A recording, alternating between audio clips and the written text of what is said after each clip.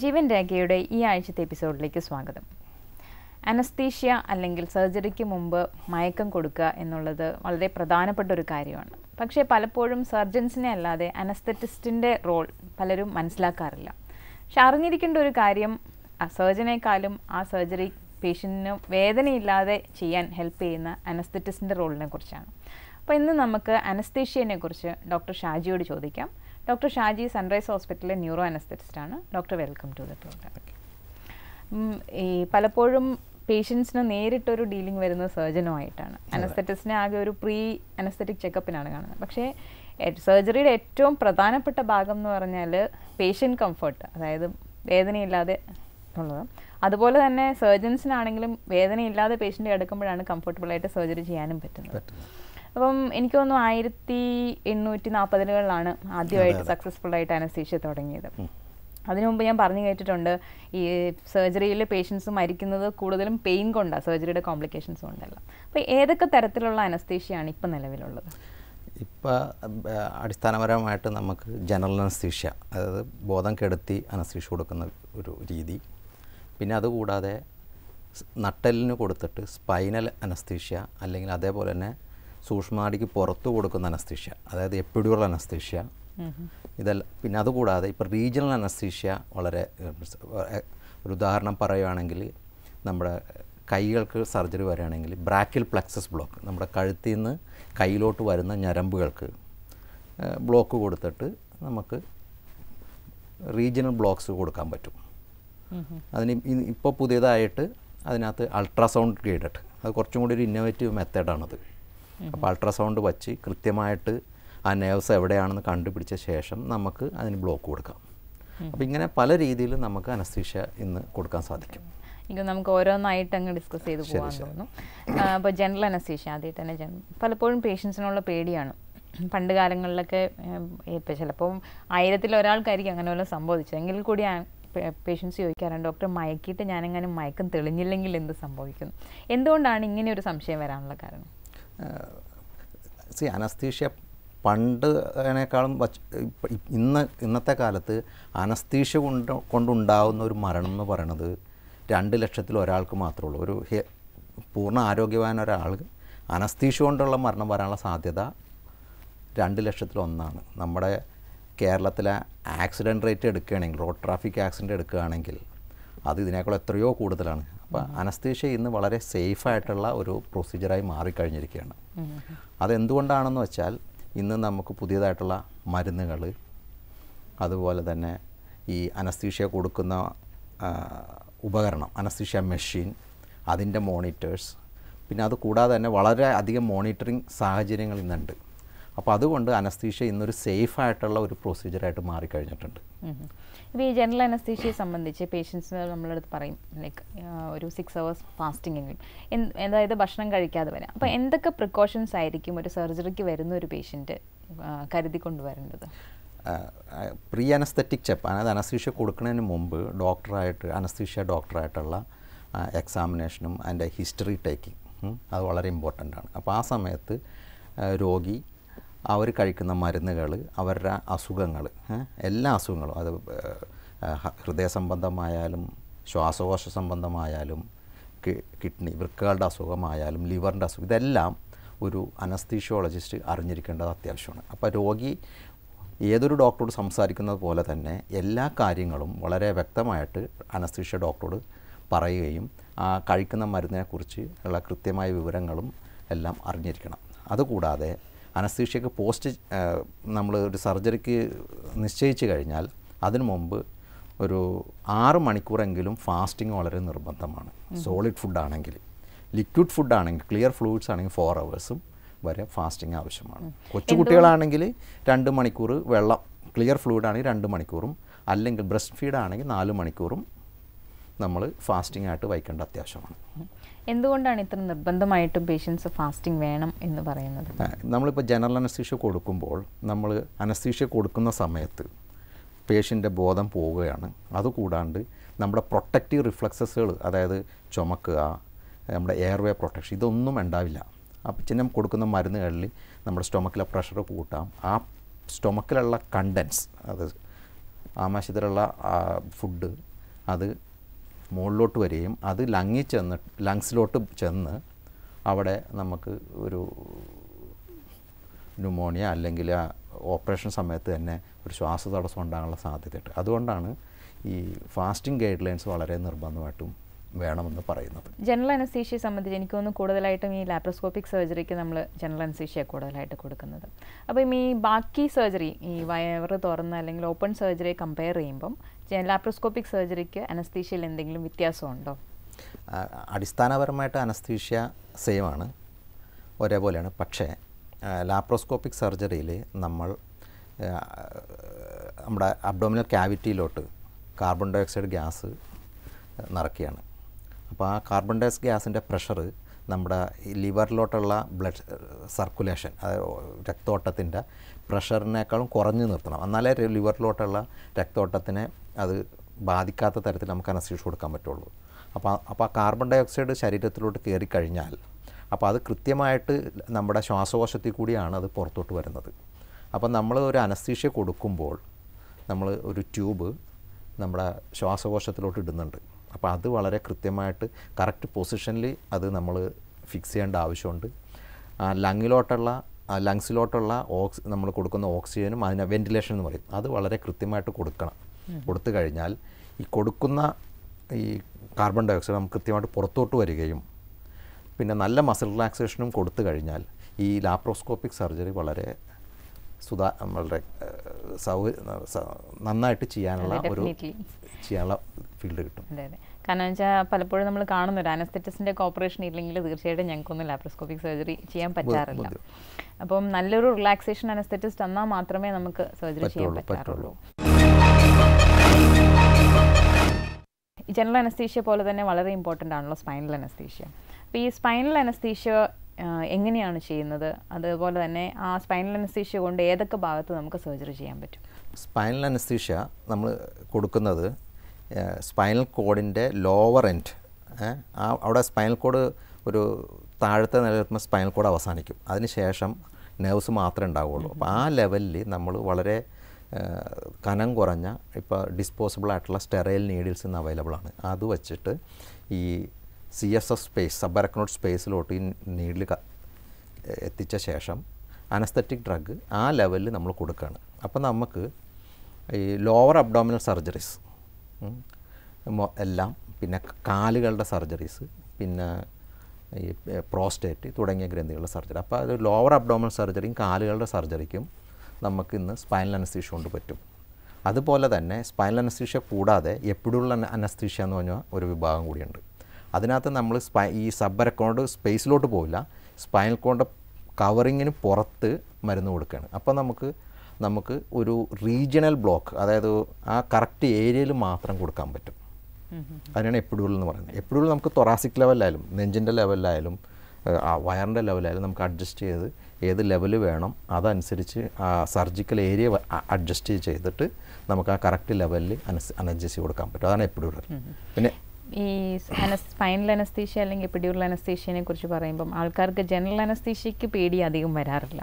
സ്പൈനലിൻ്റെ നട്ടലിന് കുത്തുക എന്ന് കേൾക്കുമ്പോൾ തന്നെ പലർക്കും പേടിയാണ്. അതുപോലെ തന്നെ ഉള്ളൊരു സംശയമാണ് ഈ സ്പൈനൽ അനസ്തീഷ്യ കൊടുത്താൽ നടുവേദന വരുമോ എന്നുള്ളത്. പണ്ടെങ്ങാണ്ട് സ്പൈനൽ കൊടുത്ത് സിസേറിയൻ ചെയ്തെന്ന് പറഞ്ഞ് ഈവൻ 50 വയസ്സ് 60 വയസ്സായവരും പറയും അന്ന് സ്പൈനൽ തന്നതിന് ശേഷമാണ് ഡോക്ടറെ നടുവേദന വന്നതെന്ന്. അതും സ്പൈനൽ അനസ്തീഷ്യയും നടുവേദനയായിട്ട് എന്തെങ്കിലും റിലേഷൻ ഉണ്ടോ? സ്പൈനൽ അനസ്തീഷ്യയും നടുവേദനയായിട്ട് യാതൊരുവിധ റിലേഷനും ഇല്ല. കാരണം നമ്മളൊരു ഇഞ്ചക്ഷൻ, നമ്മൾ സാധാരണ എടുക്കുന്ന ഇൻട്രാമസ്കുലർ ഇഞ്ചക്ഷൻ പോലെ അത്രയ്ക്കും വളരെ കനം കുറഞ്ഞ ഡിസ്പോസിബിൾ നീഡിൽസ് കൊണ്ടാണ് നമ്മൾ കുത്തുന്നത്. അപ്പോൾ നമ്മൾ ഈ സ്പൈനൽ അനസ്തീഷ്യ കൊടുക്കുമ്പോൾ ഈ ഒരു നീഡിൽ ആ ലിഗമെൻസിൽ കൂടി കയറിയത് കൊണ്ട് ഒരു ലൈഫ് ലോങ് ബാക്ക് പെയിൻ വരേണ്ട കാര്യമില്ല. അത് നാട്ടുകാരുടെ തെറ്റിദ്ധാരണയാണ്. തീർച്ചയായിട്ടും. കാരണം എനിക്കൊന്ന് 80 തലവേദന കഴിഞ്ഞാൽ പിന്നെ അടുത്ത കോമൺ ആയിട്ടുള്ള ഒരു വേദന നടുവേദന. അതും 80% സ്ത്രീകൾക്കും നടുവേദന ഉണ്ടാവാറുണ്ട്. അപ്പം അതിനൊരു കാരണം പറയാൻ എല്ലാവരും നോക്കുന്നത് സ്പൈനൽ. അതുകൂടാതെ തന്നെ ഈ 10 മാസം പ്രഗ്നൻസി ടൈമിൽ ഈ ലിഗമെൻസ് ഒക്കെ സ്ട്രെച്ച് ചെയ്ത് abnormal postures, hyperextension of the spine, ഇങ്ങനെയുള്ള കാര്യങ്ങൾ കൊണ്ട് തന്നെ നടുവേദന വരാറുണ്ട്. അപ്പോൾ പോസ്റ്ററാണ് അതിൻ്റെ മെയിനായിട്ട് റീസണായിട്ട് എനിക്ക് തോന്നുന്നത്. ജനറൽ അനസ്തീഷ്യനെ കമ്പയർ ചെയ്യുമ്പോൾ സ്പൈനൽ അനസ്തീഷ്യ കുറച്ചും കൂടി സേഫ് ആണോ അതോ ഏതാണ് ഡോക്ടർ പ്രിഫർ ചെയ്യുന്നത്? രണ്ടിനും അതിൻ്റേതായ അഡ്വാൻറ്റേജസ് ഉണ്ട്, ഡിസഡ്വാൻറ്റേജസും ഉണ്ട്. സേഫ്റ്റി രണ്ടും ഇന്ന് സേഫായിട്ടുള്ള പ്രൊസീജിയേഴ്സാണ്. പക്ഷേ ഈ സ്പൈനൽ അനസ്തീഷ്യ കൊടുക്കുന്നതിന് ചില പ്രത്യേകമായ കാര്യങ്ങളുണ്ട്. ഇപ്പോൾ ഒരു ഉദാഹരണം പറയുകയാണെങ്കിൽ പ്രോസ്റ്റേറ്റ് സർജറിക്ക് സ്പൈനൽ അനസ്തീഷ്യയാണ് നല്ലത്, ജനറലിനേക്കാളും നല്ലത്. കാരണം നമ്മൾ പ്രോസ്റ്റേറ്റ് സർജറി ചെയ്യുമ്പോൾ കുറേ ഗ്ലൈസി എന്ന് പറഞ്ഞ ഫ്ലൂയിഡ് യൂസ് ചെയ്യുന്നുണ്ട്. അപ്പോൾ അത് സർക്കുലേഷനിലോട്ട് കയറാനുള്ള സാധ്യതയുണ്ട്. അങ്ങനെയുള്ള കണ്ടീഷൻസിലൊക്കെ സ്പൈനലാണ് ബെറ്റർ. അപ്പോൾ രണ്ടിനും അതിൻ്റേതായ അഡ്വാൻറ്റേജും ഡിസഡ്വാൻറ്റേജും ഉണ്ട്. അതേപോലെ തന്നെ അതിന് ഓരോന്നിനും പ്രത്യേക ഇൻഡിക്കേഷൻസും ഉണ്ട്. അപ്പോൾ നമ്മളത് നോക്കി ഓരോ രോഗിക്ക് ഏതാണോ വേണ്ടത് അതനുസരിച്ച് കൊടുത്തു കഴിഞ്ഞാൽ ഈ പ്രശ്നങ്ങളൊന്നും ഉണ്ടാവില്ല. പിന്നെ ഡോക്ടർ, എപ്പിഡ്യൂറൽ അനസ്തീഷ്യനെ കുറിച്ച് പറയണ്ടേ. അപ്പോൾ എനിക്ക് തോന്നുന്നു ഇപ്പോൾ കൂടുതലായിട്ടും നമ്മുടെ നാട്ടിൽ പെയിൻലെസ് ലേബർ, അതായത് ഡെലിവറി പെയിൻ ഇല്ലാതെ, വേദനയില്ലാതെ പ്രസവിക്കുക എന്നുള്ളത് വളരെ കോമൺ ആയിട്ട് വരുന്നു. അപ്പം ആ ഒരു സമയത്ത് എപ്പിഡ്യൂറൽ അനസ്തീഷ്യ ആണല്ലോ കൊടുക്കുന്നത്. അപ്പം ഈ ഡെലിവറി പേഷ്യൻസിന് എപ്പിഡ്യൂറൽ അനസ്തീഷ്യ കൊടുക്കുമ്പം എന്തെങ്കിലും മറ്റുള്ളവരിൽ കൊടുക്കുന്നതിൽ എന്തെങ്കിലും വ്യത്യാസമുണ്ടോ? കൊടുക്കുന്നതിൽ തീർച്ചയായിട്ടും വ്യത്യാസമുണ്ട്. നമ്മളൊരു അനസ്തീഷ്യ എന്ന് തന്നെ പറയാൻ പാടില്ല, അനാൽജസിയ എന്നുള്ള വാക്കായിരിക്കും കുറച്ചും കൂടിയും കൃത്യതയെന്ന് തോന്നുന്നു. കാരണം നമ്മൾ കൊടുക്കുന്ന മരുന്നുകൾ സെയിം ആണെങ്കിലും അതിൻ്റെ കോൺസെൻട്രേഷൻ കുറവാണ്. അപ്പോൾ കോൺസെൻട്രേഷൻ കുറച്ച് മരുന്ന് എപ്പിഡ്യൂറൽ സ്പേസിൽ കൊടുത്തു കഴിഞ്ഞാൽ അപ്പോൾ മസിലുകളുടെ പ്രവർത്തനത്തിന് അത് കാര്യമായിട്ട് ബാധിക്കില്ല. വേദനയ്ക്കുള്ള ശമനം കിട്ടുന്നുള്ളൂ. ഒരു അനസ്തീഷ്യ എന്ന് പറയുമ്പോൾ മസിലുകളുടെ റിലാക്സേഷനും ആവശ്യമാണ്. അപ്പോൾ നമ്മൾ കോൺസെൻട്രേഷൻ കുറഞ്ഞ മരുന്നാണ് എപ്പിഡ്യൂറൽ അനാൽജസിക്ക് കൊടുക്കുന്നത്. അപ്പോൾ അത് നമ്മൾ രോഗിയുടെ ആവശ്യം അനുസരിച്ച് കൃത്യസമയത്ത് ടോപ്പപ്പ് കൊടുത്ത് ആ പ്രസവം കംപ്ലീറ്റ് ചെയ്യുന്നത് വരെ നമുക്ക് ഈ അനാൽജസിയ കൊടുക്കാൻ പറ്റും. അതായത് സ്പൈനൽ പോലെ അല്ലാതെ പേഷ്യൻറ്റിന് കാല് അനക്കാനും സാധിക്കും. പിന്നെ പേഷ്യൻസിന് വരുന്നൊരു കോമൺ ഡൗട്ടാണ്, അതായത് ഈ എപ്പിഡ്യൂറൽ അനാൽജസിയ പേഷ്യൻസിന് ലേബർ ടൈമിൽ കൊടുത്താൽ കുഞ്ഞിന് എന്തെങ്കിലും പ്രശ്നം ഉണ്ടാവുമോ എന്നുള്ളത്, അതായത് മെറ്റേണൽ സർക്കുലേഷനിൽ നിന്നും അത് കുഞ്ഞിലേക്ക് പോകുമോ എന്നുള്ളത്, അത് എത്രത്തോളം? അതിനകത്ത് മെറ്റേണൽ സർക്കുലേഷൻ അങ്ങനെ കണ്ടുവരുന്നില്ല. ആക്ച്വലി ഈ പെയിൻ റിലീഫ് വന്നൊരു സ്മൂത്ത് ഡെലിവറി വന്നാൽ തന്നെ കുട്ടീനെ അത് ബാധിക്കേണ്ട കാര്യമില്ല. ഈ എപ്പിഡ്യൂറൽ അനൽജസിയ ഇപ്പം ലേബർ പേഷ്യൻസിന് കൂടാതെ തന്നെ ഇപ്പം ചില പേഷ്യൻസ് ഇപ്പോൾ അബ്ഡോമിനോപ്ലാസ്റ്റി അങ്ങനത്തെ സർജറീസിനൊക്കെ ഡെഫിനറ്റ്ലി 1-2 ദിവസത്തേക്ക് വേദന ഉണ്ടാവും. അപ്പം അങ്ങനെയുള്ള പേഷ്യൻസിന് ഈ എപ്പിഡ്യൂറൽ കത്തീറ്റർ വെച്ച് അനൽജസിയ എത്ര ദിവസത്തേക്ക് വരെ കൊടുക്കാൻ പറ്റും? എപ്പിഡ്യൂറൽ കത്തീറ്റർ വെച്ച് നമ്മൾ ശ്രദ്ധിക്കേണ്ട ഒരു കാര്യം എന്ന് വെച്ചാൽ ഈ എസെപ്സിസ് വളരെ എല്ലാ സ്റ്റെറൈൽ പ്രിക്കോഷൻസ് കൂടി മാത്രമേ അത് ചെയ്യാൻ പാടുള്ളൂ. ഇപ്പോൾ ഒരു ICU സെറ്റപ്പ് അല്ലെങ്കിൽ അതിന് വേണ്ടി ട്യൂൺഡായിട്ടുള്ളൊരു സ്റ്റാഫും വളരെ ആവശ്യമാണ്. അപ്പോൾ അങ്ങനെ ആവശ്യമാണെങ്കിൽ നമുക്കൊരു ഇപ്പം നമ്മുടെ ഹോസ്പിറ്റലിൽ ഒരു 3-4 ദിവസം വരെ എപ്പിഡ്യൂറൽ അനൽജസിയ കണ്ടിന്യൂ ചെയ്യാറുണ്ട്. അതിനുശേഷം പെയിൻ കുറയും. പിന്നെ മറ്റുള്ള ടാബ്ലറ്റ്സോ അല്ലെങ്കിൽ ഇഞ്ചക്ഷൻസോ ആക്കി മാറ്റിയിട്ട് എപ്പോഴും മാറ്റുന്ന ഒരു രീതിയാണ് നമ്മളിപ്പോൾ തുടർന്നുകൊണ്ടിരിക്കുന്നത്. അതുപോലെ തന്നെ എനിക്ക് തോന്നുന്നു എപ്പിഡ്യൂറൽ അനൽജസിയ കൊടുത്തതിന് ശേഷം അനസ്തെറ്റിസ്റ്റ് എപ്പോഴും പേഷ്യൻറ്റിനെ മോണിറ്റർ ചെയ്യേണ്ട ഒരു ആവശ്യം വരുന്നുണ്ടോ?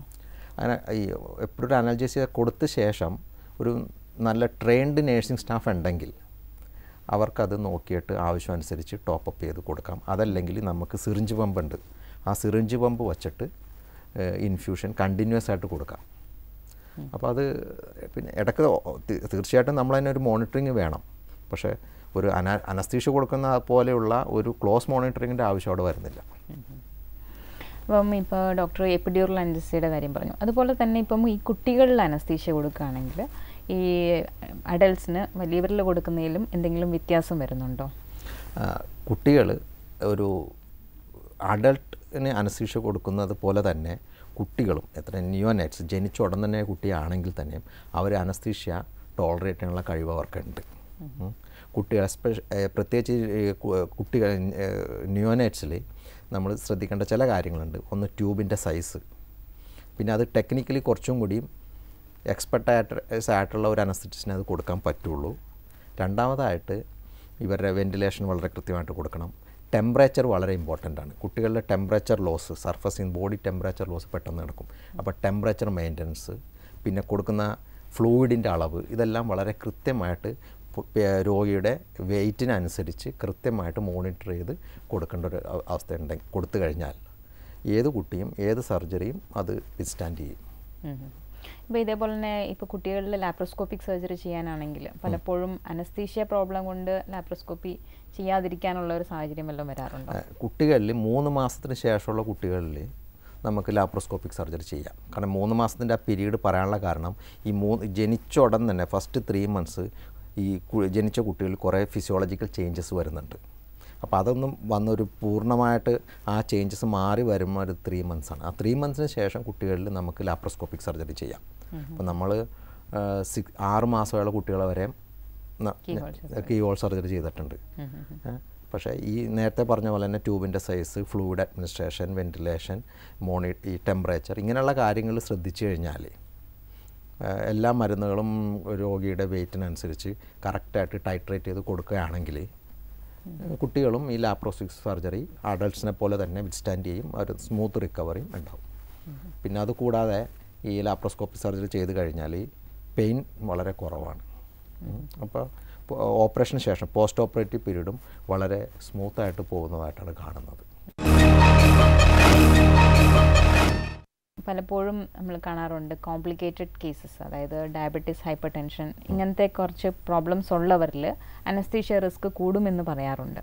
അപ്പോൾ അങ്ങനെയുള്ളവരിൽ അത് കൺട്രോൾ ചെയ്തിട്ട് അനസ്തീഷ്യ കൊടുക്കുകയാണെങ്കിൽ കോംപ്ലിക്കേഷൻസ് വരാതിരിക്കുമോ? അതോ കോംപ്ലിക്കേഷൻ തീർച്ചയായിട്ടും കുറയും. ഒരു ഹാർട്ട് ഡിസീസുള്ള ആൾക്ക് അതിൻ്റെ നമ്മളൊരു ASA ഗ്രേഡിംഗ് സിസ്റ്റം ഉണ്ട്. ഒരു 5 ഗ്രേഡ്സ് ഉണ്ട്. അത് ഓരോ പേഷ്യൻറ്റിൻ്റെ അസുഖങ്ങളും ആ അസുഖം ആ പേഷ്യൻറ്റിൻ്റെ ആരോഗ്യത്തെ എത്രമാത്രം ബാധിച്ചിരിക്കണം ഇതിനനുസരിച്ചുള്ള ഒരു ഗ്രേഡിംഗ് സിസ്റ്റമാണ്. ഇപ്പോൾ ഗ്രേഡ് 1 എന്ന് വെച്ചിട്ടുണ്ടെങ്കിൽ നോർമൽ ഹെൽത്തി പേഷ്യൻസാണ്. ഗ്രേഡ് 5 എന്ന് പറയുമ്പോൾ വളരെ സിക്കായിട്ടുള്ള ഉള്ള രോഗിയാണ്.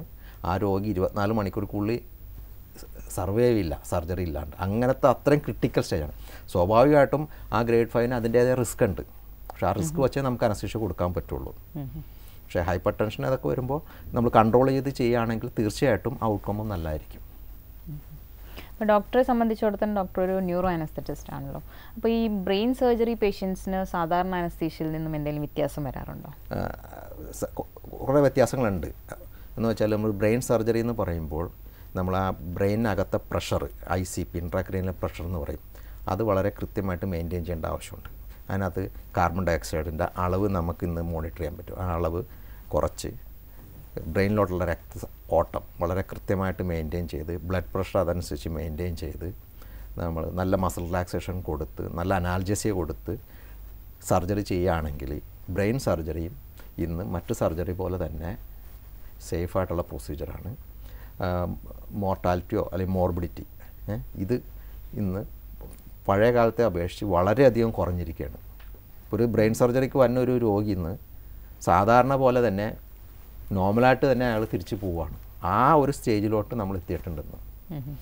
തീർച്ചയായിട്ടും ഇപ്പോൾ ക്യാൻസർ അങ്ങനെയുള്ള അസുഖങ്ങൾ വളരെയധികം ബാധിച്ച് അങ്ങനെ മറ്റുള്ള ഏരിയയിലോട്ടൊക്കെ സ്പ്രെഡ് ചെയ്തതിന് അങ്ങനത്തെ രോഗിനെ ചെയ്യുന്നതും അല്ലാണ്ടുള്ള പ്യുവർ ഒരു ബിനൈനായിട്ടുള്ള ട്യൂമർ റിമൂവ് ചെയ്യുന്നതും അത് വളരെ വ്യത്യാസമുണ്ട്. ഇപ്പം ചില പേഷ്യൻസിനെയാണ് കുറച്ച് പ്രായമായിട്ട്, അതായത് ഒരു 70s 80s ഒക്കെ ആയി, ഇപ്പം കോംപ്ലിക്കേഷൻസും ഉണ്ട്, ഡയബറ്റീസ്, ഹൈപ്പർ ടെൻഷൻ, അങ്ങനെയുള്ളവരിൽ ചിലപ്പോൾ ജനറൽ അനസ്തീഷ്യ കൊടുത്താൽ ബുദ്ധിമുട്ട് വരാറുണ്ടെന്ന് പറയാറുണ്ട്. അപ്പോൾ അങ്ങനെയുള്ളവരിൽ റീജിയണൽ അനസ്തീഷ്യ എത്രത്തോളം എഫക്റ്റീവ് ആയിരിക്കും? ഇപ്പോൾ ഈ 70-80 വയസ്സുള്ളവർക്ക് സാധാരണ നമ്മുടെ അടുത്ത് വരുന്ന രോഗികൾ ഫ്രാക്ചർ ഹിപ്പായിട്ടൊക്കെ വരുന്ന രോഗികളാണ്. അങ്ങനെയുള്ള രോഗികളിൽ സ്പൈനൽ എപ്പോഴുള്ളതായിരിക്കും നല്ലത്. അതേസമയം ഇപ്പോൾ കൈയോ കാലൊക്കെ കൈ ഒടിഞ്ഞിട്ടാണ് വരുന്നതെങ്കിൽ നമുക്ക് ബ്ലോക്ക് ചെയ്യാം, ആവുന്ന ജനറൽ അനസ്തീഷ്യ ഒഴിവാക്കും. പക്ഷേ അതുകൂടാണ്ട് ഒരു ലാപ്രോസ്കോപ്പിയോ അല്ലെങ്കിൽ അബ്ഡോമിനൽ സർജറിയോ തൊറാസിക് സർജറിയോ ഒക്കെ വേണ്ടി വരികയാണെങ്കിൽ ജനറൽ അനസ്തീഷ്യ കൊടുത്തേ പറ്റുള്ളൂ. അപ്പോൾ അത് രോഗിയുടെ ആവശ്യം അനുസരിച്ച്, രോഗിയുടെ കണ്ടീഷൻ അനുസരിച്ച് നമുക്ക് അനസ്തീഷ്യ മോഡിഫൈ ചെയ്യാം. അപ്പോൾ അതനുസരിച്ച് കൊടുത്തു കഴിഞ്ഞാൽ അപകടം അതനുസരിച്ച് കുറഞ്ഞിരിക്കും. ഡോക്ടർ നേരത്തെ പറയേണ്ട ബ്ലോക്കുകളെ പറ്റി, അതായത് ഇപ്പം അപ്പർ ലിം സർജറീസ്, കൈക്ക് എന്തെങ്കിലും ഒടിവോ അങ്ങനത്തെ ഫ്രാക്ചർ സർജറീസ് ഒക്കെ ബ്ലോക്ക് കൊടുത്ത് ചെയ്യാമെന്ന് പറഞ്ഞു. അതെങ്ങനെയാണ് ശരിക്കും ചെയ്യുന്നത്? ഇപ്പം കൈ നമ്മുടെ ഷോൾഡർ, കൈകൾ ഇതിന് വരുന്ന ഫ്രാക്ചറോ അല്ലെങ്കിൽ ആർത്രോസ്കോപ്പ് ഇങ്ങനെയുള്ള പ്രൊസീജിയേഴ്സിന് നമുക്ക് ഇന്നിപ്പോൾ അൾട്രാസൗണ്ട് അവൈലബിൾ ആണ്. ഹൈ ഫ്രീക്വൻസി അൾട്രാസൗണ്ട് വെച്ച് ഈ കഴുത്തിൽ നിന്ന് കയ്യിലോട്ട് വരുന്ന ഞരമ്പുകൾ, നെർവ്സ് കൃത്യമായിട്ട് ഐഡൻറ്റിഫൈ ചെയ്ത് ആ കറക്റ്റ് സ്പോട്ടിൽ നമുക്ക് ഈ ലോക്കൽ അനസ്തെറ്റിക് ഏജൻറ്റ് ഇഞ്ചെക്റ്റ് ചെയ്തിട്ട് അനസ്തീഷ്യ കൊടുത്തു കഴിഞ്ഞാൽ ഇങ്ങനെ ഈ കൈക്ക് വേണ്ട സർജറികൾ വളരെ സ്മൂത്തായിട്ട് ചെയ്യാൻ പറ്റും. ഇന്ന് നമ്മളിപ്പോൾ വളരെ റെഗുലറായിട്ട് ചെയ്തുകൊണ്ടിരിക്കുന്ന ഒരു രീതിയാണ് ഈ ultrasound guided nerve blocks. Result നല്ലതാണ്.